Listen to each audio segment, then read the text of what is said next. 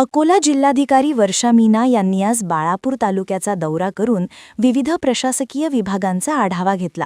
उपविभागीय कार्यालय, तहसील आणि नगर परिषद विभागातील कामांची पाहणी करत नागरिकांचे प्रश्न प्रलंबित न ठेवता ते तात्काळ सोडवावेत असे कडक आदेश जिल्हाधिकाऱ्यांनी यावेळी अधिकारी व कर्मचाऱ्यांना दिले आहेत. जिल्हाधिकारी वर्षा मीना यांनी आज बाळापूर दौऱ्यात महसूल आणि नगर परिषद प्रशासनाच्या कामकाजाची सखोल चौकशी केली.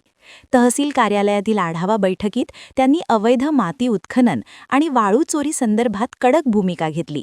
कोणत्याही कामात दिरंगाई खपवून घेतली जाणार नाही असे सांगत अवैध वाळू उपसा करणाऱ्यांविरुद्ध कठोर कारवाई करून महसूल जमा करण्याचे आदेश त्यांनी दिले.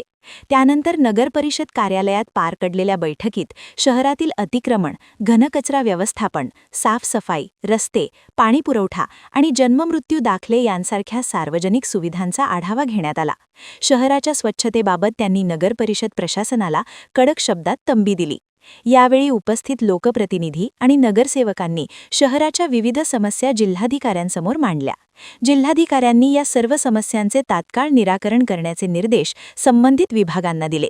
या आढावा बैठकीला नगरपरिषद अध्यक्षा डॉक्टर आफरीन परवीन मोजमीफ, उपाध्यक्ष सुरेंद्र धोपटे, उपविभागीय अधिकारी डॉक्टर संतोष येवलीकर, उपविभागीय पोलीस अधिकारी गजानन पडघण, नायब तहसीलदार सय्यद एहसोद्दीन, मुख्याधिकारी राहुल कंकाळ यांच्यासह माजी अध्यक्ष मो जमीर, डॉक्टर फैयाज हुसेन, नगरसेवक मो अक्रम, संजय उमाळे, सज्जाद हुसेन, अब्दुल गुफरान सज्जाद आणि शहरातील नागरिक व महिला मोठ्या संख्येने उपस्थित होत्या.